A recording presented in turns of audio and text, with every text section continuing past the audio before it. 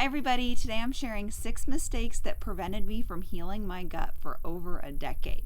So I had chronic constipation, IBS, bloating, gas, abdominal pain, things like that from ages 5 to 20, so for 15 years. The biggest things that I had was with constipation, I'd only have about 2 to 3 bowel movements a week.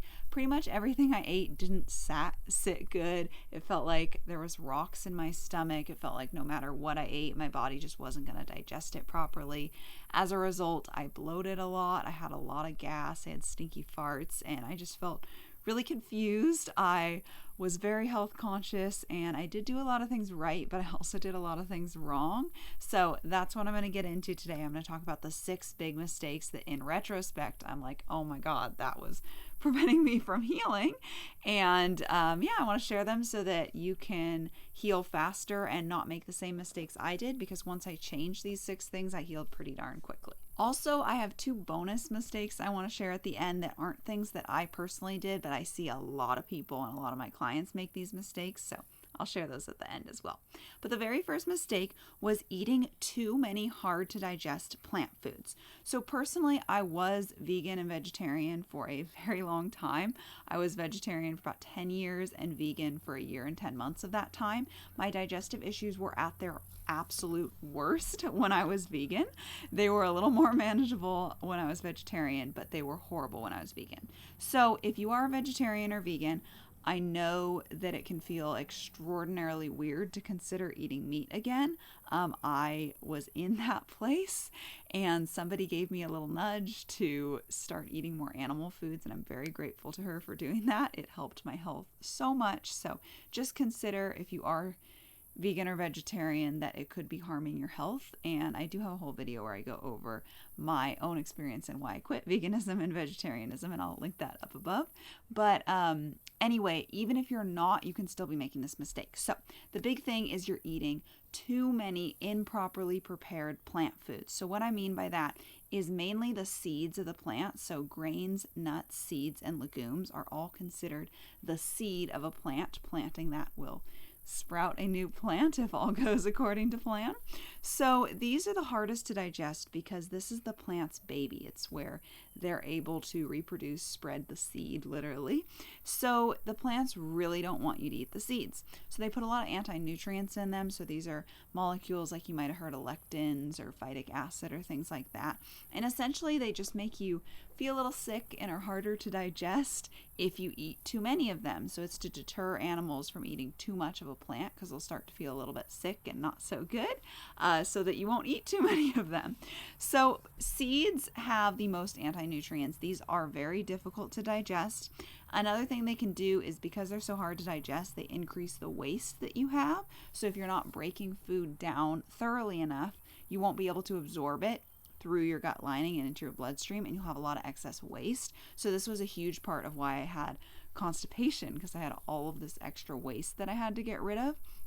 And I ate so many seeds because I was vegan and vegetarian. So not only did I eat a bunch of fruit and veggies, but I ate a lot of rice and bread and beans and hummus and legumes and lentils and nuts. And you eat so many nuts when you don't eat meat a lot of the time. So I ate a lot of these foods that were really hard. So some other hard to digest plant foods would be like a lot of raw veggies. Cooked veggies and fruit is pretty good for vast majority of people. It's not going to give you any problems, but the problem is just excess raw plants and then lots of those seeds. That is what is really hard to digest. The other problem here is if you're relying really heavily on plant foods and not eating much meat, you're going to be nutrient deficient. Most likely, because it is very, very, very hard to get your nutrients without eating meat, and there are certain nutrients that you just absolutely cannot get from plant foods that you need to have animal foods for. So it's very likely that you'll develop nutrient deficiencies. I know that I definitely had this issue, and with nutrient deficiencies, this causes more gut and digestive problems because you need nutrients to heal gut damage. So if you have leaky gut, you need collagen and vitamin A. If you have Crohn's disease, same thing. You need that to heal the lesions in your gut. And even if you don't have something that severe, you need nutrients to make your digestive enzymes to be able to digest your food properly. And if you're not digesting your food properly, you're going to end up with excess waste, which can then cause a lot of bloating and constipation and issues like that. So nutrients are key for healing. So if you're making this mistake and eating too many plant foods, especially those hard to digest ones, you're going to probably have a lot more gas and bloating. If you're prone to constipation, that's going to get worse. It's just going to feel really uncomfortable, and you're probably going to be kind of spinning your wheels and not know what's going wrong because you're eating so healthy. So why isn't it working? Because that is certainly how I felt. So people vary on where their sweet spot is with plants and animal foods. So like I was saying, even if you're not vegan or vegetarian, you could still be making this mistake. For me, I did go quite low on the plants and really focus on animal foods for healing my gut, and that worked extremely well for me. I eat both, and I eat both in good amounts now, so I don't worry about it too much. But I did notice a period of time of having a lot less plants and mostly just veggies for my plants felt really good for me, and I even had to be mindful not to overdo the veggies. But I work with a lot of people that find different balances here, but just don't go too heavy on the plants. It's not going to feel good. Mistake number 2 is not eating enough animal foods. So this is just piggybacking off the first one, but there's some kind of separate issues here that I want to address. So specifically, you need a lot of animal foods to get enough nutrients in. So the most important are going to be the nose to tail kind. So you need bone broth or other really good sources of collagen or meat stock to help heal your gut lining. That's talked about a lot. You probably already know that, but that's really important. It's really hard to get all your nutrients in without eating liver as well. Part of what I do with clients is I do a nutrient deep dive, and I make sure that everyone's getting all their nutrients in through food. Keyword food, not supplements. Sometimes supplements can play a role, but you really can get everything in through food, and it's not that crazy once you understand what foods are rich in which nutrients. But something I see over and over again is liver helps people so much in balancing their nutrients and getting it all in, and organ meats in general. And it makes sense because our ancestors have eaten the whole animal for a long time. You wouldn't waste the organs when you just killed a buck or whatever you just killed. So the organs are really beneficial here. This is something that even if you eat an omnivorous diet, so you eat plants and animals, you still could be missing out on a large enough variety of animal foods. So what I see with nutrients is you really want to get some sort of collagen. Meat stock or bone broth is the easiest, most reliable, but there are other sources as well. You really want to get your organ meats in. You want to get muscle meat in. You want to get eggs in. I know sometimes you can't tolerate all these foods. I have clients that can't tolerate eggs immediately, so work your way up, but at least 2 eggs a day is great.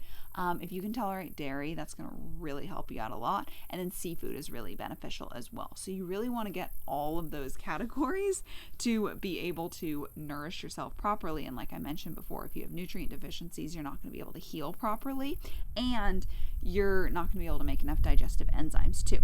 Also, these animal foods are really easy on your gut. They don't have any anti-nutrients because animals can fight back, they can run away. They already have mechanisms to help avoid you eating them.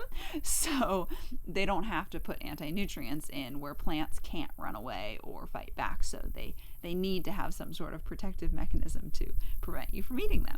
So animals don't need to have this. The food is very easy to digest. Humans are omnivores. We're meant to eat both. We are a little bit closer to carnivores than herbivores, so we do thrive in general on a little bit more meat compared to plants. But our stomachs are very acidic like carnivores. We have shorter intestines, so there's things like that that point to that. But anyway, it's just really important that you nourish your body with lots of animal foods. Quick little story. When I was vegan, I did not have my period the entire time. I actually lost it a little bit before. I had lost a lot of weight. I was not nourishing my body, and I was getting kind of close to the vegan diet. And anyway, then I went vegan. I still didn't have it. I was vegan for 1 year and 10 months, and I didn't have a period for 2.5 years. And I was in high school, and I had already had it for a little bit before then, so I should have been having it, but I just did not have enough nutrients. And when I decided to reintroduce milk or just dairy and eggs, I got it the next month. So that just showed me how bad I needed animal foods, and that was just going from vegan to vegetarian, and it made a big difference. But I saw so many more improvements in my gut issues once I finally added meat into my diet as well, especially my constipation that improved, and bloating. Both of those improved like immediately from adding meat into my diet. So these are two mistakes that I really made hard and bad, and just in retrospect I'm like, oh my god, I would have saved myself a lot of uncomfortable tummy days if I had just known that. But I will say, even if you're not vegan or vegetarian, I still see people make these mistakes. Make sure you're getting enough animal foods in. The third mistake is I was quite often very stressed, and I was in go, go, go mode all the time, and I really wasn't giving my body the chance to rest, digest, and have bowel movements. So this is something that I just tend to struggle with a little more, and I have made so many improvements, and those improvements are very much reflected in my healing of my gut. But I still notice that I can get into that go, go, go mode and just want to be productive and kind of rush through things a little bit. So I know that about myself, and I've made, like I said, a lot of progress. But these kind of flaws in ourselves can definitely carry over into our gut health. So you have to be in what's called the parasympathetic mode, which is rest or digest state, in order to digest your food properly, for all the blood and nutrients and energy in your body to go into your digestive system, to allow you to release a bunch of digestive enzymes and bile and stomach acid and move things along in your colon. Just for everything to properly function, you need to be relaxed. You also need to be in this mode to have a bowel movement. So if you're stressed all the time, you're not going to be digesting your food as well. You're going to have excess waste. You're going to have a harder time being able to have a bowel movement. Your motility is going to slow down. So stress, it can also throw off your microbiome. So stress has a very real effect on your gut health and your healing. So it's really important to fix this if this is an issue for you. And just another thing to touch on here, I mentioned this is something I know about myself that I constantly have to work at, and you might have something else similar for you. So trust your gut. For you, it might be you need to get enough sleep. It might be that you need to exercise more. There's oftentimes things we intuitively know we need to do to heal, even if we don't have the exact scientific reason behind it. We just have this feeling, I know I need to do that, and if I did that, things would be better. So if you have that on something, definitely listen to it. I know it's probably something that's kind of challenging, but it is worth struggling and getting better at because it will make you feel a lot better. The fourth mistake was I wasn't addressing the root causes of my gut issues. Now, granted, I did have my gut issues from age 5 to 20, so for a chunk of that time, I just did not have any of this knowledge at all. But basically, I just wasn't working with my body. I had gut dysbiosis, and I just didn't even know what that was, so my microbiome was way off, and this led to a lot of that bloating and gas. And what I needed to be doing was having fermented foods regularly, and I just didn't know that, so I wasn't. And while I did avoid sugar pretty well, I still just had a little bit too much grains and processed carbs, or not even processed carbs. It would have just been white flour would have been the most processed, but still, I just had too much starches and sugars, even if they were natural sugars, that were probably feeding my microbiome that was a little off. I was pretty good at avoiding toxins that can throw your microbiome off, but I just didn't know you need the ferments to heal. Like I said earlier, I wasn't having the bone broth. I wasn't having the liver. Those are all key for healing. Another thing, I didn't know I was nutrient deficient. I thought vegetables and plants were the most nutritious, great foods for you, and I just didn't know that you actually really need lots of animal foods to get all your nutrients in. So that was another root cause. I just mentioned stress. I was not addressing that properly. I had too much stress just from busy life, perfectionism, things like that. And I also just had a very weak digestive system, so I got into this kind of binge starve cycle on accident, where I would feel all backed up, and it's been 4 or 5 days since I had a bowel movement. My stomach's all gurgly and bloaty and just does not feel good. There's probably pain, and the last thing I wanted to do was eat.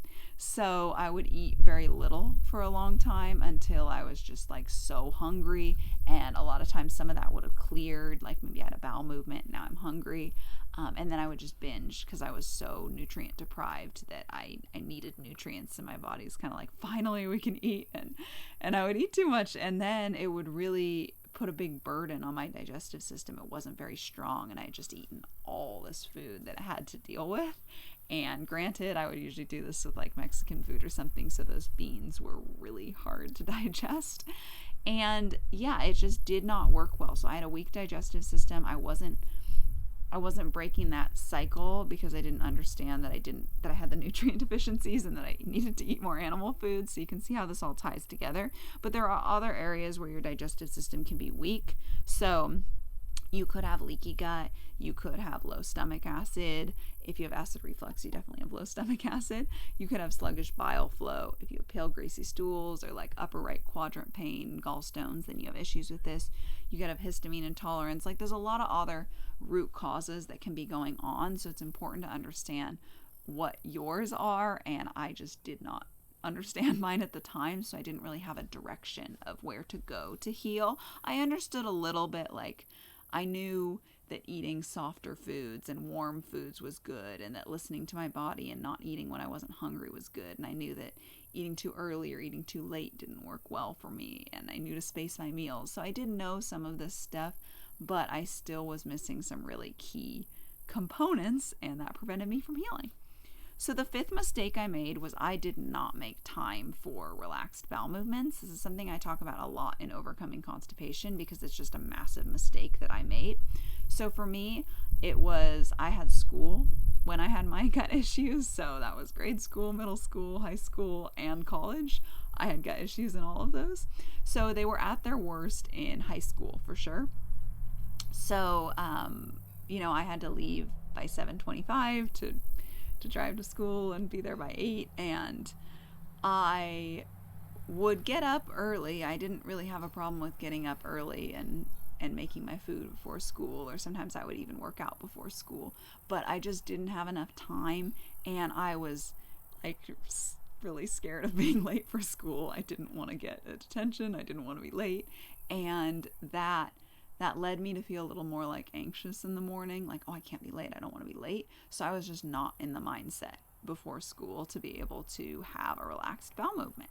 And that made a big difference because that's the time that I found I go the easiest. And then, being at school all day, I didn't really want to go then. And then I just didn't get urges very well when I got home. So it was really hard. I was not somebody that could just transfer over to having my bowel movements regularly in the afternoon or evening. I would have them then sometimes, but it wasn't like something my body got into a good rhythm of. I've always been a morning bowel movement person. So I was stressed and rushing and worried about being late during that time. So I just really couldn't go very often. Every once in a while I would, but it's really important that you know your time and that you set aside time. Once I got to college and I could pick to have later classes, that actually made a massive difference, and I had more control over driving myself to school, so I wasn't so worried about being late because it wasn't dependent on other people anymore. And anyways, that made a massive difference. So just having that relaxed time that I know I have time to sit here and go has just made a world of difference for me. And also just when I didn't have regular bowel movements, then I got more backed up, I got more bloated, there was less room for gas to escape, so I felt more pressure in my abdomen and a lot more pain. I wasn't hungry because I was backed up and hadn't gotten rid of enough stuff to be hungry. That led to that binge starve cycle I was talking about, and just a worse digestion overall. So it really had a cascading effect. And another thing to touch on here is a few more things with your routine is if you're struggling with bowel movements right now, I say this a lot, but I'll repeat it in case you haven't heard. I recommend you pick a consistent time that you know is better for you. So for me, that's after breakfast. And if you have an urge, like always give yourself an opportunity when you have an urge. But otherwise, right after breakfast or whatever time it is for you, just sit on the toilet for like 15, maybe 20 minutes to let your body have an opportunity to go. And it'll start to train your body. Now is the time that we go. And also, you don't want to focus on it too much. You don't want to push. You don't want to go, oh my God, I have to have a bowel movement now. It's best to distract yourself. So read, watch a video, journal, like just do something else. I know it sounds weird, but it takes your mind off of having a bowel movement, and you have bowel movements way easier when you're not thinking about it. So then another thing there is it's best if you can sit in a position where your knees are above your hips. So that would be basically like a squatting on the toilet, but you don't have to literally squat on your toilet. You can get a squatty potty thing, or you can just sit on your toilet and kind of put your feet up too so that your knees are above. You can put like an upside down trash can in front of your toilet and put your feet on that. So get creative, whatever works for you, but just think knees above your hips. It'll help align your colon better and make it easier to go.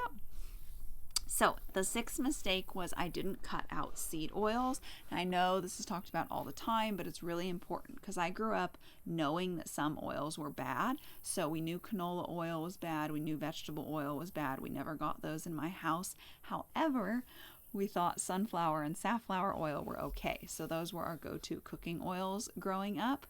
And it wasn't till later that I learned that those actually aren't really any better. So I was eating seed oils during that whole time, and that's very inflammatory to your body. And it was just the biggest food I was eating that was really unhealthy, that I just had no idea was unhealthy. And I really do think that contributed to health issues a lot. And yeah, so I have switched away from those. I did that like 7 years ago, and that definitely helped me to heal as well. So I did change all of these, so I want to talk a little bit more about my results from changing these. So I switched to an ancestral diet when I was around 19 or 20. I started learning about Weston A. Price. I actually started learning about keto diets, and that interested me a lot at the time. I wanted to try that. I learned that bone broth was important. I learned to include fermented foods and how to make them. And I learned that organ meats were important. So when I got into that, I tried all of that, and that was really helpful. Before then, I had already gone vegetarian, so just introducing meat had already made a big difference in helping, but this was definitely like a final straw to heal sort of thing. It helped me out a lot. I also, like I mentioned earlier, changed my schedule when I got to college, so I'd start classes later in the day so that I had time in the morning to work out and have a bowel movement and eat breakfast. And that also is something, if you can have multiple things in the morning that help you have a bowel movement before your time to go, that'll help you a lot. So for me, working out, drinking some water, eating breakfast, and drinking coffee all help me go. So doing all of those before it's the time I would normally go definitely makes it a lot easier. So yeah, switching my schedule around just to be more relaxed in the morning was really helpful. I introduced ferments, like I mentioned, to help my microbiome. I cut out seed oils. I switched to cooking with butter, lard, or tallow. Initially, I did avocado oil. I bought like one bottle, and then I was like, I'm ready for the animal fats. And I used lard for a while because I used to cook a lot of bacon and save that. And now I mostly use butter. I just don't cook quite as much bacon. I still have it, but I don't have jars of bacon grease to cook with now. So butter is my favorite now. But anyway, I use animal fats to cook with. And all of these helped so much. It was a gradual change. The first ones I did were switching my schedule, being less stressed, introducing meat, changing my workouts to the morning, and having a better, like more relaxed bowel movement schedule. And I saw a lot of improvements with that. Way less bloating, much more regular bowel movements. And then the ancestral things I just learned about later, but implementing those were what like finally fully healed me. I mentioned this earlier, but I did get a lot of things right. I didn't only make mistakes, and I wanted to share this because a lot of people will feel like they are, one, either doing everything right and just not seeing any progress, or they can get kind of discouraged and feel like maybe they're doing it all wrong, and that's just not true. You most likely are doing several things right and also doing some things wrong, and you just need to change the things that you're doing wrong and keep up the things that you're doing right. I actually get this feedback a lot from clients that hearing in their food logs what they're doing right is very helpful because it reassures them like, oh, okay, I am doing a lot of things right. I just have to change these few things that you mentioned that I was doing wrong. So yeah, you aren't doing everything wrong. So some of the things I was doing right was I was cooking from scratch. I learned to cook at 14 and have absolutely loved cooking ever since. So I will cook things from scratch. I do not care if it takes way longer. I do that all the time and have been doing that for 12 years. I also was really good at avoiding processed, unhealthy foods. We never ate fast food in my family. I grew up with a garden. I grew up eating organic and healthy food. We just didn't eat enough meat, and we didn't know about seed oils. But other than that, very like low sugar, lots of homemade things. So we're very good at that. I also grew up knowing about toxins, so I was pretty good about avoiding toxins. I've since gotten even better about that, but we did pretty good as kids. We knew about to use or buy cotton clothes, not polyester clothes, use non-toxic cleaning products, avoid plastic, all that I actually did pretty good at. And I also never went down the modern medicine route or the laxative route. And if you're on laxatives now, know that you can still heal, but if you're not on laxatives yet, do not go down that route because it makes it a lot harder to heal. So I'm very grateful that I did not get like stuck down either of those ways. So yeah, again, just you probably are doing a lot of things right, and there are just some things that you don't know that you were doing wrong, and that's why I wanted to share what I was doing wrong so that you can see if you're making some of the same mistakes and change them. So let's talk about a few other mistakes that you could be making. So 2 really big mistakes I see a lot of people make that I didn't make personally, but you could be making, so I wanted to bring them up in this video. First one is too many supplements. So I see people think that a supplement is the just magic pill or the last thing that they need in order to heal. And it's not going to be a supplement. It's just extremely unlikely that there's one supplement left that will fix everything for you. I am not a big fan of supplements. I have seen a lot of clients that have started with taking about 20, sometimes even more supplements when they started working with me, and I will quickly tell them about how they don't need to be taking all of those. And I do review each individual one, but a lot of them end up in the middle ground category. But there are a lot of supplements I see people taking that are actually harmful for them.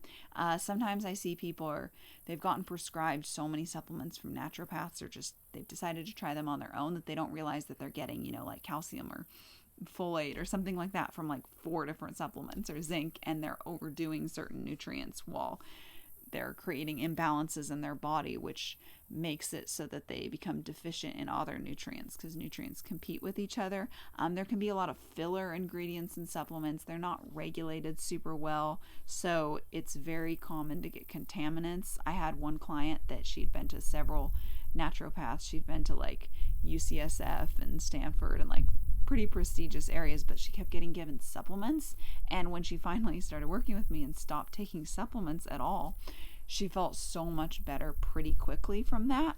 She had pretty chronic gut issues. So I've seen a lot of people react to supplements, so they can actually be doing more harm than good. Like I mentioned with the nutrients, it's just better to get it in through your food. They're not always in the right form. They can create a lot of imbalances when you're getting them from supplements, because it's very common to have just not the correct proportions, and you can get like way too much of one, not enough of another. Sometimes you can get a false sense of security that you're getting enough nutrients because you're taking a supplement, but it's in the wrong form and you're not really absorbing it or utilizing it very well. So that can be another issue. Also, some supplements are going to be things that aren't necessarily nutrients, but they're to help you digest. So it could be like HCl supplement or digestive enzyme, digestive bitters, ox bile, things like that. Those can be beneficial while you're healing, but you have to work on the root causes of why those are low, and then you have to wean off of those so that your body can start producing it again. If you take those kinds of supplements for a very long time, it's kind of like telling your body you don't need to produce bile or hydrochloric acid or digestive enzymes because we get it regularly through these supplements. So you do want to avoid that kind of stuff. Also with laxatives, it's the same kind of thing. Like, you really don't want to be taking those. There are a few herbs that can have a very subtle laxative effect, like slippery elm or triphala, that are fine to take, and if that helps you, like, go for it. But like senna or Miralax or things like that, you really do not want to be taking. Another thing I see is just some people spend a lot of money on supplements. One woman that I'm working with was actually spending $500 a month on supplements, before working with me, and that is not uncommon. A lot of people end up spending hundreds of dollars every month to keep up their supplement routine, but they're dependent on the supplement to feel good. They're not actually fixing the root cause of why they're not feeling good. They're not learning how to nourish themselves through their diet, so they don't need to depend on any of these supplements anymore. So I just see that it's if I just take this supplement, it'll help me feel better. And it just doesn't work that way very often. And you can see there's a lot of flaws in these taking supplements. And I just think it's a waste of money most of the time. There are a few that I like and recommend sometimes, but in general, you can get your nutrients through food. You don't need to take supplements, and it'd be much better, in my opinion, to spend your money getting help, learning how to heal your gut issues, or even, if you're stressed a lot from work, if you're able to cut your hours because you're not spending all this money on supplements, or you're able to buy something else that brings you more joy in life, like that can help you to heal too. Or maybe you're able to buy slightly better quality food, like maybe now you're able to buy raw milk instead of the non-raw milk, the pasteurized milk, if you cut out your supplements, and you're able to get more nutrition that way. So I just think it's a waste of money, and there's better ways to spend your money, and it's a really common trap. So the second mistake that I see people make is chasing the tests. So this is pretty similar, but it's this idea that you have to test for and know the exact tiny thing that's wrong with you. And it is important to find the root cause, but a lot of things are pretty common sense of what's going to help you to heal too. And I know it doesn't feel that way sometimes when you're in the thick of it, but some things right off the bat, like what I was talking about in this video, if you know you're stressed, you got to work on that. It doesn't matter what test you take and what your test says, you do have to work on that to heal. If you aren't eating nose to tail animal foods, you need to do that to get your nutrients in. If you're eating way too many plant foods and you're not properly preparing your grains, nuts, seeds, and legumes by soaking or sprouting or fermenting them to make them easier to digest, that's something you need to do to heal. If you aren't exercising, that's pretty important for healing. If you aren't getting 8+ hours of sleep a night, you need to do that for healing. So there's a lot of things that you need to do regardless of what a test will tell you. Another thing is I recommend everybody drinks meat stock or bone broth. It depends on what you're dealing with, but that's really important. I recommend everybody has fermented foods, even if you have to start with just a drop or a 1/4 teaspoon if you're reacting to it, and work your way up. Everyone should be having fermented food. So there's a lot of things that are pretty universal you have to work on for your gut issues. And there's also a lot of ways to easily tell with symptoms too. If you're nauseous all the time, you have pain in your upper right quadrant, have pale greasy stools, you have bile flow issues. If you have bile flow issues, you need to work on stimulating your bile flow by gradually increasing your fat intake and having things like apple cider vinegar, bitter greens, or liver detox teas, things like that stimulate your bile. So there's a lot of these things that you can figure out pretty easy. If you have a lot of bloating and gas and pain in your abdomen, especially the center part where your small intestine is, and you have constipation, you probably have SIBO. I don't think you need to test for it, because what you need to do is work on the root causes of constipation and an imbalanced microbiome. So you need to minimize toxin exposure, have your ferments in regularly, you need to be relaxed, you need to get enough water, you do need to exercise as well. You need to make sure you're not eating too many plants that are hard to digest. And I have lots of videos that go into this much further, but my point is you don't need to know if you specifically have methane SIBO or not. If you have tons of bloating and gas, you need to work on your microbiome and digestive system as a whole, and that will help that. So a lot of tests just kind of make people twiddle their thumbs until they get the test result back, and then usually end up with some kind of supplement to fix it. So I'm not a fan of that. I will say there can be a place for testing, and they can be helpful. If you're extremely worried and nervous all the time that you might have something more severe, a test can certainly be something that puts your mind at ease and lets you move forward easier. So if that's you, that could be helpful. If you really thoroughly have tried a lot and are still stuck, tests can reveal missing pieces. Maybe you didn't know that you had an autoimmune disease or Crohn's disease, and you actually need to be even stricter than you are right now in order to heal, and that's the only thing that's stopping you.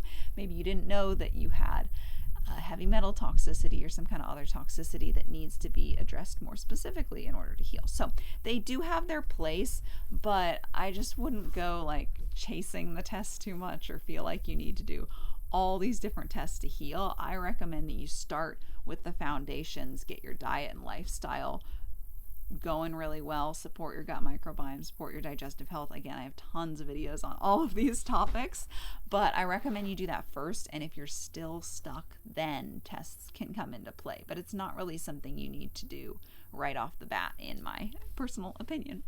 Anyway, you also don't have to figure this all out on your own. If you want more help navigating your gut healing and figuring out what you're doing right and what you're doing wrong and need to change in order to heal, and what your root causes are and how you can address those, then I do offer coaching, and I would love to help you heal your gut. So if you want to learn more about what I offer, I'll leave a link down below where you can book a call with me. I'll leave another link where you can learn a little bit more about my program too. But basically, I offer a free call first just to get to know you, so you can get to know me, and we can see if it's a good fit to work together. I'll share a little bit more about what I see is going on with you, what I think the root causes of your issues are, and what I would do to help you heal those, and what's included in the program. So if you're interested, definitely book a call. I would love to talk with you.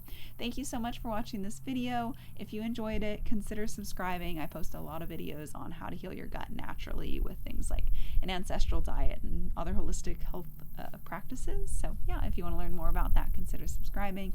Thank you so much for watching, and I'll see you next time.